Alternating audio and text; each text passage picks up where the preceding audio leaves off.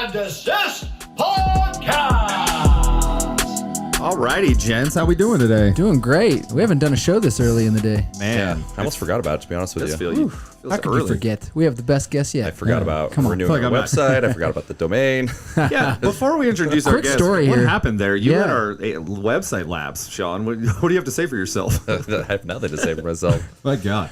I mean, this is a good segue to insurance, though, but how many people set up their insurance on a credit card and then the credit card expires? Or it gets frauded and you forget to update your insurance. I mean, and this is that scenario. I got all the updates. I get like 75 of them in the 90 days leading up to a website. And I go in and check because I get paranoid and it goes on auto renew. Yeah. And then I got the alert today at 8:38, but I had meetings for the last hour and a half. Man.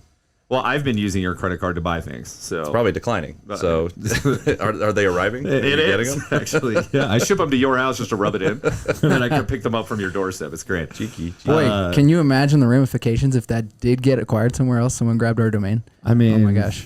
That would suck, but why are you guys only buying 1 year at a time? Well, I think we did a 3 year. I think we did a 3 when we got it. We just got the 10 put in place. We bought it back when Glovebox was on a piece of paper and I was using crayons to like map it out. I think that's when we bought it. So it was a. Aren't you still using crayons for the product? I do. Okay. I have art hour every day at the office. Arts and crafts. I was wondering. So I take out like the popsicle sticks and build things. I'm very effective. Let's introduce our fantastic guest here today, fresh off of his acquisition with SIAA. The founder and CEO of Rogue Risk. That was my Scott Howell impression. All right, cool. Mr. Ryan Hanley. Hanley, what is up, man? It's good to be here, man. Thanks for having me. I'm excited to chat. All right. Yeah, I'm glad you're here. As you may know, on Cease and Desist, we do it a little differently. There's really no filter, and you're kind of the perfect guest for that. So we know you like to cuss. We know you like to tell it how it is. Fly. Today's the day. This is a safe space. We're in the trust tree with the nest. And you kind of no longer own your company, so you can kind of say things a little differently now, right? Is that kind of how this works? Tell us how that works. Well, I still own part of it. Okay. All right. Yeah. So you still have to watch your mouth a little bit? Well, yeah. Well, so it was less, it wasn't really an acquisition like, well, one, our company's only existed for 2 years. Right. No one was buying just the assets. Right. Like there just wasn't that much there. What they were buying was our process, our methodology, the brand. I'd love to believe, to stroke my own ego, a little bit of me. Yep. And, I have, so I'm still the president, whatever, still have a small amount of equity in the company. And, I'm here for a minimum of 3 years, but truthfully, my goal is to hit where I want it, to do the things I want to do in Rogue.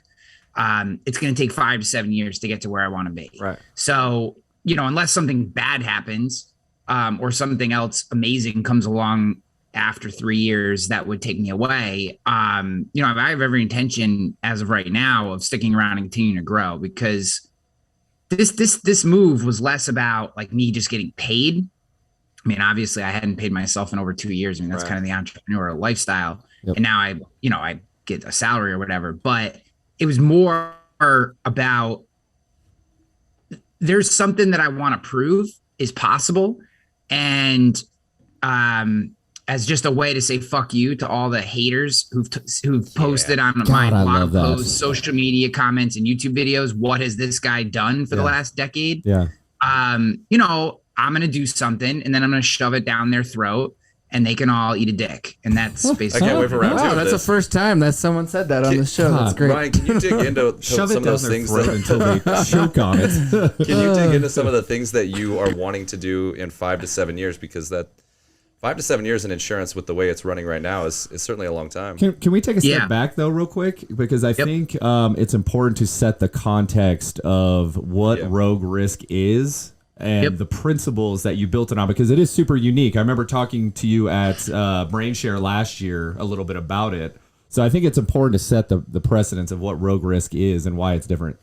Yeah. So we have an internal mission and an external mission. I'll start with our external. Our external mission is the concept of building a human optimized digital agency. What that means is we use self-service automation and outsourced virtual assistants in order to limit the touches that our licensed Americans have that don't add value, so that they can spend more time in the parts of the transaction that do add value. So that could be as simple as like, if someone has a billing change, we can have one of our licensed people take the information and then have an unlicensed person log into the carrier system and make the billing change. Sure. There's no reason that our licensed people. So let me give you a scenario. This is what I watch happen at a lot of agencies. And, I have spent enough time in the industry. This will be my 17th year that I've spent a lot of time with agents and in agencies, and was an agent for 8 years watching this happen.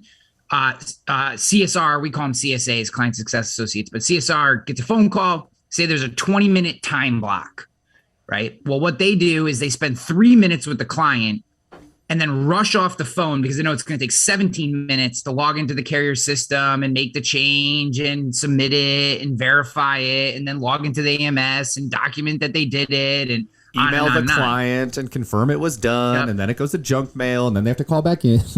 Yes. So essentially what happens is if there's 20 minutes of time that could potentially be spent with that client, right, the CSR is spending 3 minutes of valuable time and 17 minutes of bullshit time. Right. And I want to flip that on its head. I want that CSR spending 17 minutes talking to the client, finding out what else is going on in their life. And maybe that's not 17 minutes. We're just using this as a thought experiment. But that 17 minutes is spent building more value into the relationship, figuring out, hey, asking for referrals, doing all the things that you're supposed to do. And what do you get is the number one reason that particularly our service staff does not ask for referrals, upsell, whatever. I don't have the time. Right. Well, they don't have the time because all they can think about is the 17 minutes that it's going to take for them to do the actual process change after they're done talking to the client. So if we can use self-service automation and outsourced VAs, now that 20-minute time block, right? Again, just a thought experiment for everyone at home. I don't want to get any freaking messages. It shouldn't take you 20 minutes to do whatever. Yeah. This is just a thought experiment. Yeah. It's that 20-minute time block. 17 of those minutes are value added, deep, building connection, the things that drive retention. And then 3 minutes are popping the information into a CRM, hitting a button and letting a VA take care of the rest. Yep. And now they can move on to the next valuable touch with someone. And we're not 100% there yet, but that is that is an example when I think of human optimized in my brain is allow our humans to do what they do best, which is connection, value, problem solving, all these kinds of things. Processing TPS reports and billing changes and carrier systems is the worst use of our people's time. Absolutely. So that's our external mission, building this human optimized agency. Cheers to that. What? I said cheers to that. It's exactly right. Well, if we can make it happen. It's not easy. For sure. What you guys are doing helps, but it's just we were talking about your stupid credit cards, stupid things like that, Yeah. And then we put a $50,000 a year CSR on Sean's freaking expired credit card. Yep. And now she wants to blow her brains out because she's like, I'm working on $100,000 premium accounts over here and I got to process this stupid credit card. Yeah. Like, that's terrible. Okay. Yeah. So matching that kind of to our internal mission, which is, we really weren't able to make happen until the partnership with SIA, is this idea of a no ceiling insurance career. So I've talked about this 1,000 times on my own show.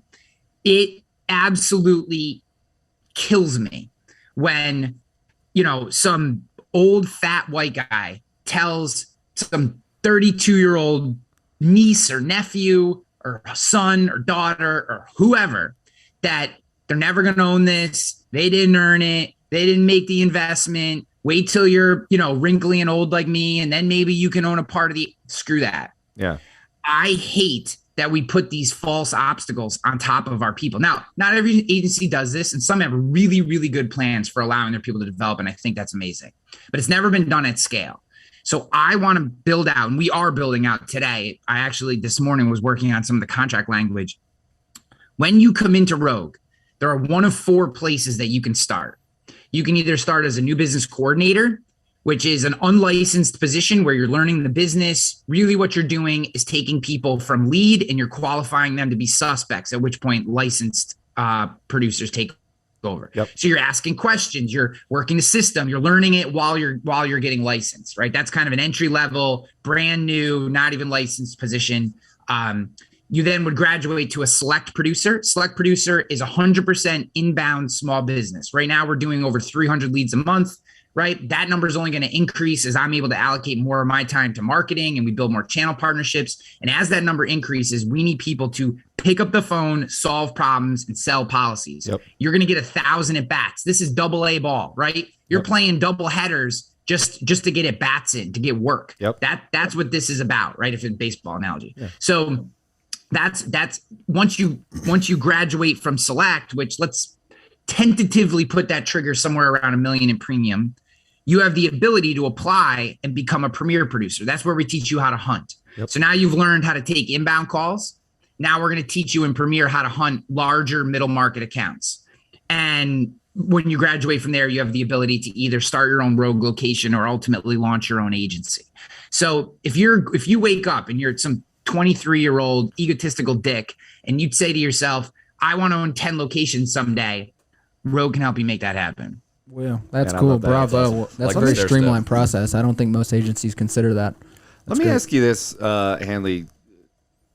All the processes from the internal standpoint are, I don't want to call them fucking obvious, but they're obvious, right? But people don't solve them because they just, I don't know what it is. They're lazy. They don't know how. They just, status quo is fine with them. What do you feel like the anatomy is and the future, maybe look 5 years out, of what the customer wants to engage on? And my point on that is, what do they want to talk to their agent about? And what do they not want to have to talk to their agent about? Like, what do you see that looking like when you break down the anatomy of a process? Yeah, it's, to me, the only thing that they want to talk to an agent about is decisions. Right. Everything else, they don't care. Like the idea that like anything to do with billing that you should have to talk to your insurance agent is crazy. It's fucking asinine, absolutely man. crazy. And I'll be honest with you, I don't like to bang on carriers, but I 100% blame them for this, right? Because every single one of them has a different process, a different procedure. Yep. Some of them take Discover Card. Some of them won't take American Express. Some of, it's like, some of them will, Hartford will not allow you to do monthly payments with a credit card when you bind the policy, but then on renewal, you can switch them over to monthly recurring. I mean, what is the process? We used to have one. Remember, State Auto used to make us do break a 12-month over 11 payments. So you had to explain to the client, I remember that. Your payment's a bit higher, but it's not because it's only 11 instead of 12. It's like, why the fuck? Or 10 pay or 9 pay. I mean, stupid. The rocket science, and again, the carrier people that are listening to this, most of you have no say. It wasn't their decision. I'm not trying to yell at you, but like the idea that every single billing system is different, it's insane, and it wastes so much time, and it causes frustration and anger. And what ends up happening is agents like me, who I don't give a shit about carriers. I think they're all liars. Just us agents are liars. We're all liars, right? I'm going to lie to them about what I'm going to write with them. Sure. They're going to lie to me about what they'll actually put on the books. So I can't stand that this is the stupid problem that we have. Right. Like, it's such a stupid problem. What's up, guys? It's Ryan from Glovebox. Want to talk to you guys today about embeddable insurance. It's probably a term that you've heard before. Not sure if everybody is aware of what it means. What's happening is these large independent digital agencies are placing themselves within the workflows of financials, meaning a client's going to get a car, they're going to get a mortgage, they're going to get a credit card. Insurance is being offered at a point in need. Now with Glovebox and our Elite Agent product, we can make you embeddable as well as an agent. We can put you in your spheres of influence with your mortgage brokers, your realtors, your financial planners, even your current clients, to make sure that you're being referred out on a regular basis through their workflows. So do not let the large digital agencies win. Make yourself embeddable today and level the playing field.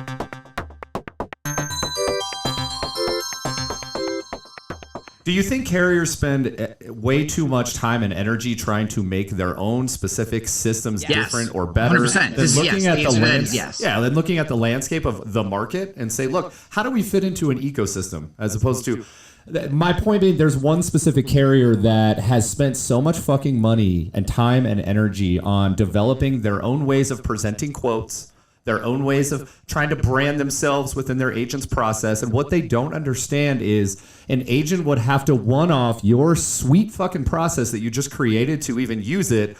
All their other carriers are different. So it's like, who came up with that concept? It's like, ego. Yeah, so every carrier thinks that they know better than we do. Yeah. They're the best. We're the worst. Right? That is the internal conversation that every carrier has. These dumbass agents, if only they just used our system and did exactly what we say, they'd write so much more business, and wouldn't it be great?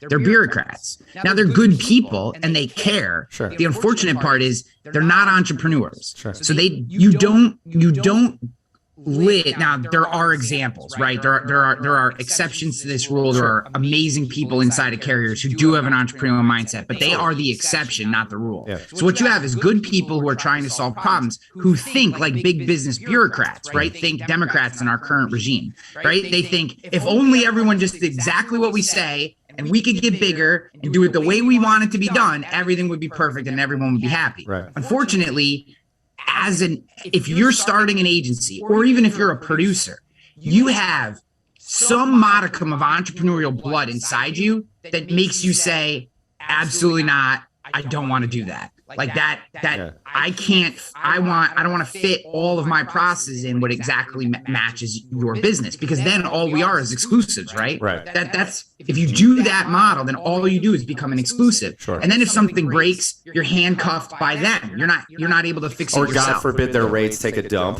That's where that model fits. Is like if you're a captive and you only need to work at State Farm and you just know State Farm's model, like anyone that's taken anyone from captive to independent sees that, because they're like, oh my God, like I now have to understand 12 to 15 different State Farms. I've never met the sick individual that's come over from a captive to an independent and then gone back captive. I've never met that sick individual. I've heard of it happening a couple times, but those people are sick. That's a sick individual. That's probably a Dogecoin millionaire. Remember, I'm looking for the Dogecoin I actually found one. We'll talk about that later. Oh my God. Ryan, although I agree with everything you're saying, I do want to be devil's advocate and say that if the carriers do establish a process that agents like, that's the point that agents will start to use them more. And that's kind of the concept, is that I like this carrier, I like the way they do things, even though their process is different. 100%. That's still to me, however, I think you need to be careful today about building too big a book with any one particular carrier. Sure. Because you're never going to be as big as Marsh, which means they're never going to give a shit about you. Yeah. Well, the local rep may care. Your regional rep may even care. But the company, the people that actually make decisions, your book will never be big enough for them to actually care about you or your opinion. Sure. Now, this is different for regionals. All right, we're talking nationals right now. Regionals, like I just had this morning, I had a great meeting with Acadia. We're considering taking on Acadia, and it's a completely different mindset. I'm talking to the people who literally have the ability to make changes in the system, as we, and not that they will yet, because we're not even a part of them yet. But it's a different conversation. So I do think that. I think today we need to be smarter about how we build our books. Sure. We need to have a couple nationals. We need to have a couple super regionals, maybe a couple single state or small state mutuals. A couple insurance heads, maybe. Maybe if they get their shit together. I mean, I like pie. Branch isn't bad. Branch is awesome. Well, yeah. Branch is good. Openly is good. The personal line side is way better. You got to remember, we're 95% commercial. Right. Yep. So if I'm hearing you right, to reiterate kind of full circle on this topic, there's a synergy in what the client wants with digital capabilities to be able to handle the small shit that you don't want to deal with as a consumer or as an agent. Because let's be real, as much as the consumer hates to call their agent, their fucking agent hates getting that phone call as well. It's annoying. Yep. Me and Sean used to joke, sell the deal, and then, change phone numbers every month. It's like every month a new burner. It's obviously a joke, but it's not, because it's like, inevitably that client's going to call or email you. And then on the back end, when they do actually need something, if the digital capability isn't there or they don't choose to use it, your system is set up to handle that more efficiently, so you can actually spend time generating more value with that relationship. Fair enough? That's the goal. Yep. Yeah. Awesome. Doesn't always happen the way that we'd like it to, but that is the goal. That's what we're trying to do. It's almost like it's like value triage is essentially what we're trying to do is how do you branch off the interaction to the quickest point of value. If that's self-service, awesome. If that's some sort of automation that needs to happen, that's great too. If you need a virtual assistant, great. Last resort for transactional type stuff should be your licensed American service people or producers. Now, for a question, for a problem, hey, should I add an umbrella? Hey, I have this exposure. Well, let's zip that all the way through. Yeah. But if that person is deluged with bullshit transactions, they can't actually answer that question. Yeah. Where if you're triaging these transactions and the value beforehand, then the goal is they're freed up to be able to answer that question in real time versus the I'll call you back tomorrow thing. Which, by the way, this may be an obvious point to address, but the system that you're talking about funnels up to the carriers. The easier they make this, the more money they're going to make because now your producers are producing more revenue. Yeah. So there is always an upstream effect on what you're talking about in optimizing systems in your agency. But sometimes when you talk to carriers, they don't understand that intrinsic value. They want hard, we do X, we get Y. You do this, we make this. But there's so much of an upstream that comes from that. I want to throw you a softball real quick, man. You ready? I'm going to throw you a beach ball. It's actually probably a beach ball. We joke here at Glovebox, and I'll just kind of shoot this straight. When agents have a mentality of, I want my client to call me for everything, how is that agent going to fare in the new world of this hybrid digital plus human being all these rogue ecosystems? It depends. So it depends on what they want out of their agency, right? If you're looking to grow, I think it's almost impossible to do that method. Right. If you're looking for time and space and lifestyle, that also makes it very, very difficult. Right. If you're looking to me, when I hear that, what I hear is, this strokes my ego. Yeah. This is an ego thing for me. So one thing that I think someone asked me the other day, and I don't know why, maybe it was your questionnaire or whatever. I think it was your questionnaire, and I didn't answer it very well. What's the most commonly misunderstood thing about you? People, the biggest issue that people have with me when I get hate mail or hate whatever has to do with me. My ego. They think that I have a big ego. I have zero ego. I could give two fucks. It's the reason I didn't put Hanley. It's not the Hanley agency, right? Because I don't want my name on it. Like, if to me, it's about serving clients better, growing the business, and giving people careers that they can't get other places. Those are the things that tune me up. Sure. It's when I hear everything's got to come through me, I need to touch everything. That's how I know it gets done right. What I hear is you have. Your ego is not allowing you to step aside and either train someone or allow someone who is maybe as good or better at certain things do that work. And that's your ego talking, and that's a handcuff. And I will beat that person every single day because they won't get out of their own way. There is another take on that, and I've seen some examples of it at our former agency where they just feel like they're doing the client an extra service by being available all the time. And in reality, they're wrong though. Yeah, in reality, their time is better suited elsewhere, but also the client literally just does not care enough to talk to that person. I promise they don't like you enough, right? Probably never met you in person. You're not that I think this is a good point, though. This is a really good point. So again, there's nuance in here. So I'm kind of talking a hyperbole or whatever, but if what you're saying is I'm going to go the extra mile by doing a property analysis or a mod analysis or a value-added service, and that's how you want to add additional value, I think that is amazing, and I think that's really important. I think some of these non-insurance value-added services, like some of the stuff that Todd Tans is doing with Mod Advisor, and there are others, I think that is a very important piece of the puzzle that has been missed for a long time by a lot of agents, and some of the technology providers that are coming in the market are starting to provide those services or make those services easier to provide. I love that.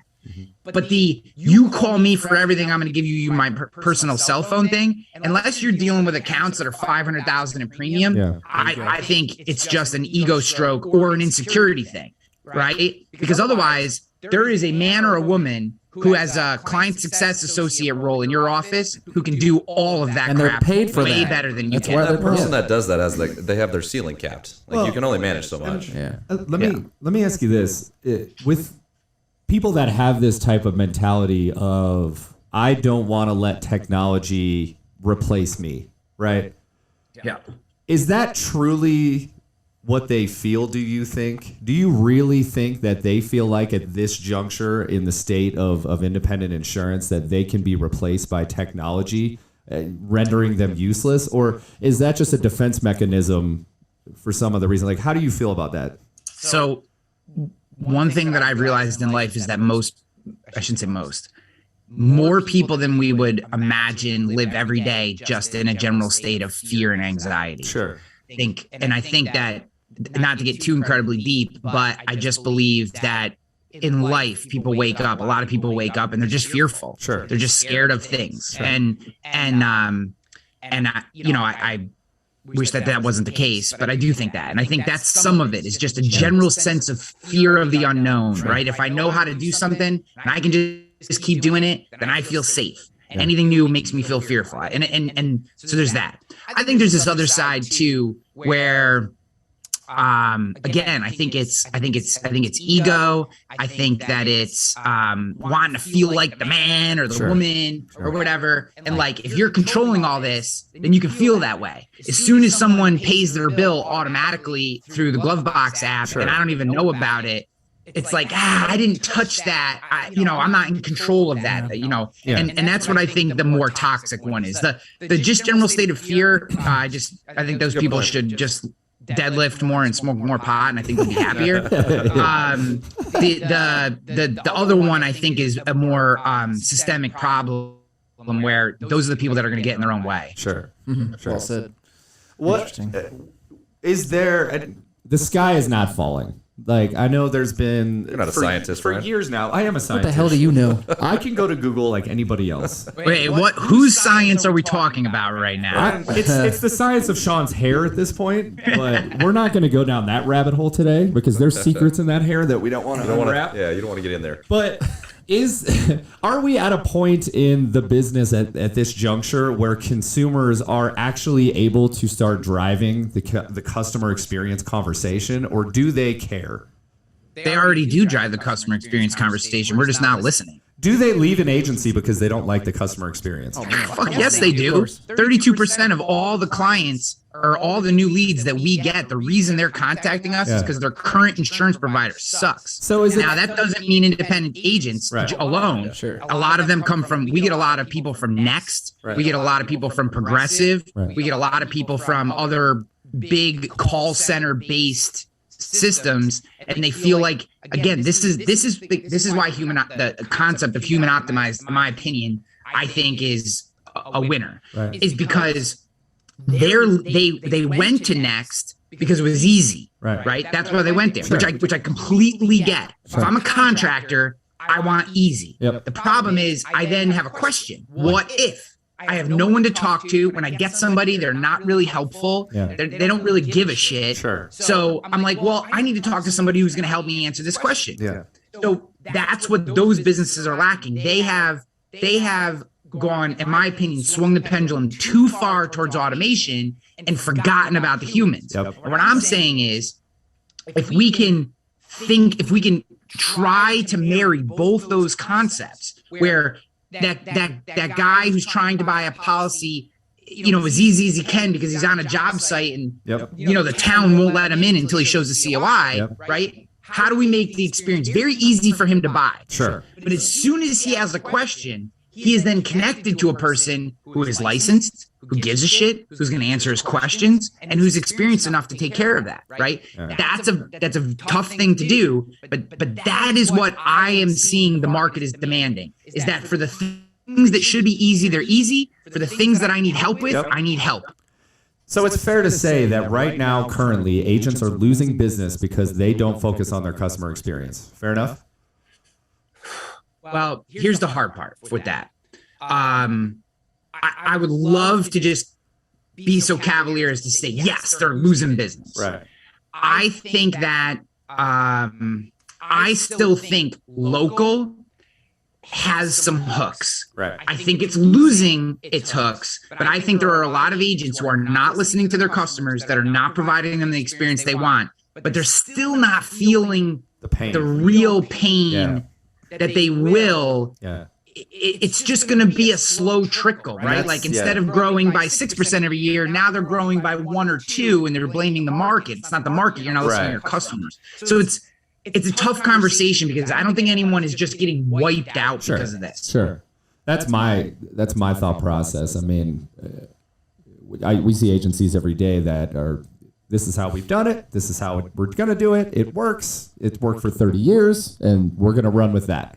And so my analysis on the market, or my vantage point, is to see when that needle starts swinging in a direction where it's like, oh shit, like maybe this is a conversation that needs to be had, and where the majority of these people that have been so cushy and comfortable collecting commissions for so many years now realize, oh, there is maybe something to this. That's my question. I have a thought on this. Yeah. I don't have any numbers to back this up, but here's my personal feeling on that: is that person who's already built that agency is safe. Right. They're fine. Yep. Right. You can't. What you couldn't do.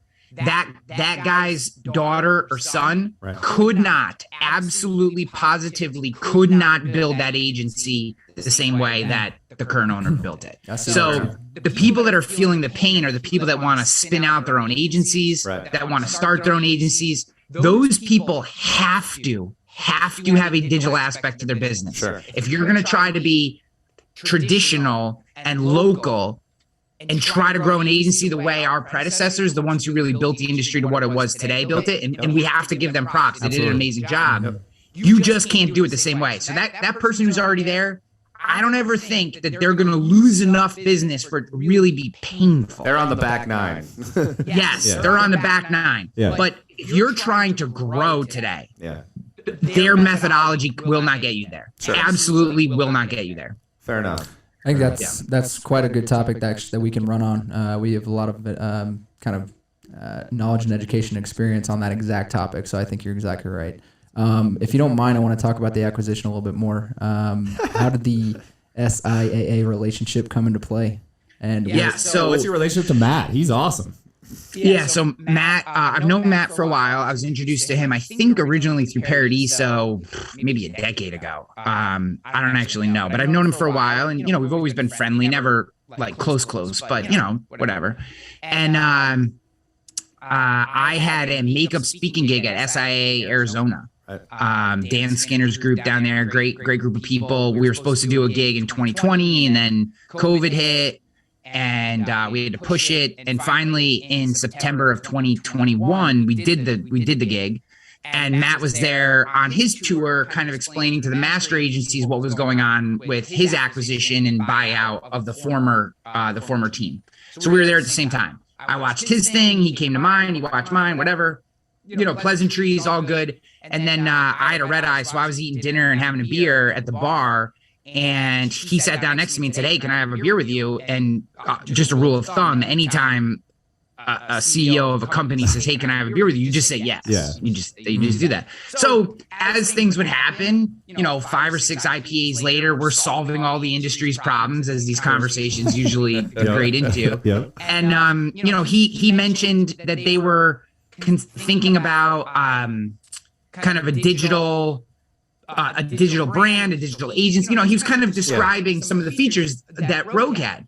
And I, thankfully being drunk enough at that point to have loose enough lips, I just said, and I probably would have said this sober too, but I just said, what if you did have all those things today? And he said, well, what do you mean? And we started talking about, mapping out like what this might look like. And then it was time for me to get on my red eye, and I'll be honest with you, I've had thousands of those conversations. I didn't think anything of it. So I just flew back across the country and woke up and went back to work or whatever. And then he emailed me and just said, "Hey, I really liked some of what we talked about. I would love to kind of do this sober and think about, really think about if there's a there." And we had a bunch of conversations. I met a bunch of people from his team, and around December, it really started to look in my eyes like this was the move. I had met with 57 venture capital firms and got hard no's from every single one of them. Yeah. which was a very interesting experience. Two main reasons. humbling. One, the valuation I was shooting for wasn't big enough. And the other was that, which I thought 100 million was a good number. I guess it's not enough. I wasn't building any proprietary technology. Sure. I mistakenly thought that the fact that I knew how to use third-party tools to be efficient, effective, and cost, and keep costs down, that I was being smart. And basically what they said is, that's not smart because that gets you an X EBITDA instead of an X revenue. Sure. And that was the reason they said no. Like almost every single one of them said the exact same thing for those two reasons. So, partially out of a need to make a move, and partially, but more importantly, I thought these guys were the right partner, and it was just serendipity that put us together. So Very cool. that's kind of how it all came together. Let me put a bow on this conversation, Hanley. What does success look like for you in this relationship? You've kind of alluded to it a little bit, but like overall, like what does success look like for you? I want to launch in the next 5 years 150 new agencies into the marketplace that are already pre-built for success. I want to have 300 rogue premier producers spread out around the country, doing business the way it should be done. I want to have the human optimized model dialed in, and I want someone to pay me $50,000 to explain to them someday how we did it. Nice. When we were at the agency, I was out hitting the streets often. I was seeing my mortgage brokers. I was getting them to know, like, and trust me. You guys are probably doing the same thing. But what you don't have is a unique way for them to remember you, a unique way for them to refer you business. Now's the time to get Glovebox. You have a great mobile and web platform in the form of an application that they can go ahead and refer you to their clients. And I think this is a really impactful way to stand out and just be the guy that they want to refer. So try out Glovebox. Come see what it's all about. You're going to love it. There is a heralded tradition out there in Buffalo, and that's where you are, right, Buffalo? I'm technically in Albany, but you are speaking of Mecca right now. Circle the fair wagons. Of jumping off the top of a roof of a car and landing on a folding table and doing that at a tailgate. Have you done? Two questions. Have you done that? And do you know anyone that still does that kind of Or has gotten a celebration? So I do not do it because I just see that as the universe's way of weeding out the morons. I think it's funny. Exactly. I like watching it, but I think it's ridiculous. you're like the number of 6'5" people that have too, right? dislocated Like- shoulders, Yeah. collarbones, broken ribs, concussions. It's insane. Yeah, Yeah. for those that don't know what we're talking about, this is just a very interesting tradition by Buffalo Bills fans out in their tailgates. I had no idea. Yeah. I had no I've idea. heard you say it. I've up seen to- the. top My of- God. I've seen Yeah, it. they jump off the top of the roof of a car and That's amazing. land on a folding table. Wow. So one of the other interesting things that happens there is they still light garbage cans on fire and use them to cook their meats. Wow. Right. So Nice. I watched the Super last time healthy. they were there. I was there with my son for the very first time. I brought my 8-year-old son Duke to his first Bills game. Unfortunately, I got friggin' smoked by Indianapolis, but That's never happening this year. But what? That's not happening this year. Indy's awful. No. Super Bowl, bro. No, yeah. It's over. Yeah. So I watched them push 3 flaming trash cans together and have a guy launch himself off the top of a pickup truck over the 3 flaming trash Onto cans. the folding table. God, he's into the like, folding he's like table. the evil Knievel of Yeah, and you're just like, I mean, Belly flops. so here we are watching this, and my kid's loving it. I mean, this is like, eye candy to him. He's Yeah. losing his mind. That's awesome. And I'm just looking at it going, I think it's cool and funny and whatever, but at the same time, like, that's natural selection working. We're not those working its people. magic. That's what Like, not to do right let's there. be That's what better. natural You selection want a live is. demo? But if you think about it, Jackass wouldn't exist without people Yeah, like this. that's true. So I can Yeah. appreciate Is that. this the same 8-year-old that you are the little league coach for? Yes, it is. Yeah, That's Yep. cool. I want to do that soon. All right. One more. Oh, you got one more? Yeah. Then I'm going to go into our questions. No, for yeah. all of our guests. You're welcome. Okay. You're welcome for Von Miller, by the way. We delivered him to you with a fine. He's gonna be a good going bill. for He sure. he Went to the Bills. if Yeah. he's gonna fit in, I think, well into the culture. Our So. Super Bowl He's got 2 MVP. rings. He knows how to win. Yeah. So Yes. there you go. That's my guy right He's gonna be there. pretty relaxed this year. All right, Hanley, we're going to wrap up with a series of quick questions. We want to know a little bit about you. So, Fire away. First and foremost, I don't ask this to anybody else, but how much are you deadlifting currently? And are you wearing 405. shoes while doing it? You said what? 405. 405. Nice, man. How tall? You're 6'4"? Yeah. 6'4"? Okay. Nice. And you I get a lot of people telling me that I should move to a sumo deadlift Right. because of my levers or whatever, but I can't help the feeling, and I know anyone who does sumo is going to email me. I just can't help the feeling that it's cheating. Okay. Fair enough. And you do this without shoes on, right? I use what's called barefoot shoes. Barefoot shoes. BEARFOOT is the brand. They're basically zero lift. Yeah, I Are remember. those the toe shoes? Is that what you had, Sean? I've got those. I've got some low profile shoes, but I remember commenting on something you posted, I don't know, a year ago, and I felt like you were wearing socks, and I was like, sometimes when I resonate. forget the low profile shoes, I would just wear socks. Yeah. Nice. What are you reading right now? That's a good question. So I'm listening to Jordan Peterson's Beyond Order, and I have I have coming, which will be the next book that I read, the Almanac of Naval Ravikant. I just coming finished in that the last mail. night. Wow. Fantastic. Wow. Good timing. Nice. Yeah, it's really good. Sweet. Yeah. Cool. What are you watching right now? Are you watching any trash TV that we should know about besides, Bills fans jumping in. So I watch Gold Rush. Okay. It's probably my dirty pleasure, like end of night. I'm just gonna sink into the couch show. There's something about, I don't know what it is about that show, and I couldn't even tell you what it is, but that's my go-to for shitty TV just to have in the background. Nice. What are you investing in currently? And that could be stock market, could be obviously investing in your People, business. thoughts, What do you got? What are you investing in right now? So couple things. There are a couple insurtech companies that I'm going to be investing in. I'm not going to say who, but there's a couple companies that I've kind of been dying to have some cash to put in, and now have the opportunity to do so. I kind of DCA into Bitcoin. I really like Luna. I have decent positions in XRP and Cardano. These are cryptocurrencies. Yep. I don't particularly care for ETH for a whole bunch of reasons that I'm happy to talk about. So that's that. A couple stablecoin stuff, staying out of the market, staying in cash on the market, because I think the market has another 10, 15 points to go down, and I'm not good at timing it. So just kind of watching. Felt that. I think tech stocks have been beat up a little bit. I also am waiting for the woke to shake. I mean, I don't know where you guys fall on the political spectrum. You are from Colorado, so maybe you're Democrats, but I'm waiting for the woke to shake out of some of these companies, and then I'm going to get in heavy, because I think once that happens, they'll shoot back up. Yeah. So, that's basically it. I'd love to, I think it's appropriate to buy a little bit of gold, some guns, stuff like that. Yeah. It's probably appropriate. But Are you a Dogecoin millionaire? And if not, do you know any Dogecoin? No, I think Doge is stupid. Oh, come on now. I've been on the hunt this entire podcast season. I want to meet a Dogecoin millionaire. I want to meet this human being. I'll bring up that story next time. All right, I found No, there are a bunch. wanna meet The 'em. problem is a lot of them got shook out because if you didn't sell right at the Precisely. top, Yeah.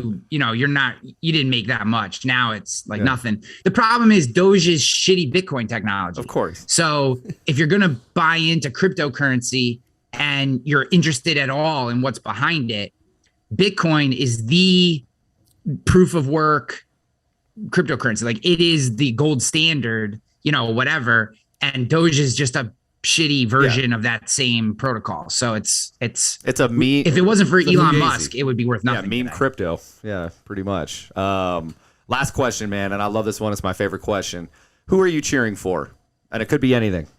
Doesn't have to be sports related. It could be anything. Wow, that's a really good question. So I will say there's no order. So I'm going to list a bunch of people. Right. This is no order at all of importance, just what comes to my mind. I'm really cheering for Will Shaw and Better Agency. Yep. I really like them. Absolutely. I like what he's doing. I don't use Better Agency. Regardless of what happens, they're forcing change in our industry. They're forcing people to have conversations. I think that's wonderful. And I think Will and his entire team, Nick, are great people. So I'm cheering for them. Mm-hmm. I'm always cheering for Rogoff and Tarmika because one, he's one of my favorite people in the industry. And two, the way he looks at the industry and what he's done, I think is really game changing. I know there's other people that do what they do, but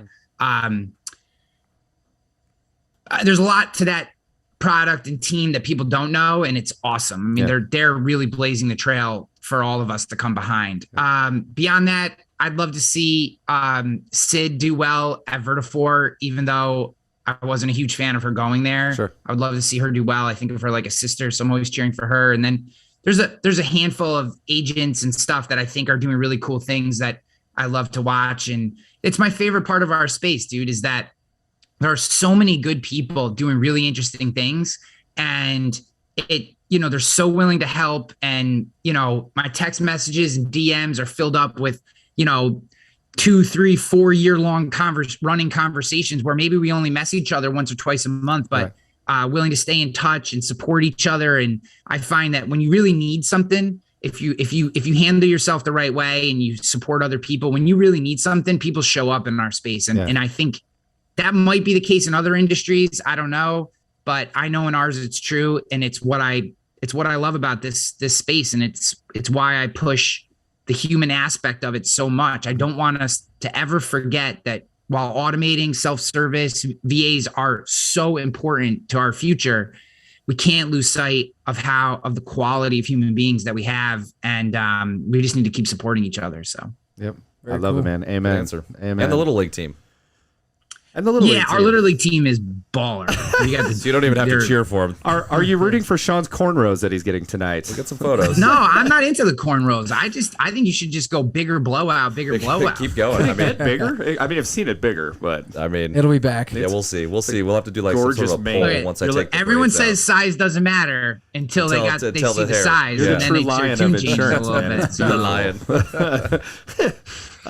Hanley, thank you, man. Yeah, this was Cool. great. It's always good Wow, to this was catch awesome. up. Great thoughts. And congrats on Appreciate the it. acquisition. Absolutely, congrats. I love what you're doing at Rogue Riz. We're cheering for you, by the way, because Yeah. I'm cheering for you guys too. I kind of thought that was assumed, but dude, I'm a huge fan of what you guys are doing, and not just because I'm on the show. Obviously, you guys know that, and I've told you off air, but I think the conversations that you guys have put you guys in the same vein with like what Rags is doing and what Will's doing at Better Agency. Like you guys are creating something that's forcing people to talk. And I know sometimes that's good and sometimes it's bad. That's part of being an entrepreneur or entrepreneurs. Right. But, regardless of where you end up, you are pushing forward and doing great stuff. And I think it's wonderful. I'm happy that you guys are in the space doing the things you're doing.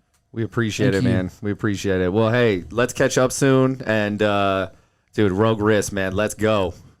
Let's go. Good stuff, man. Have a lovely day.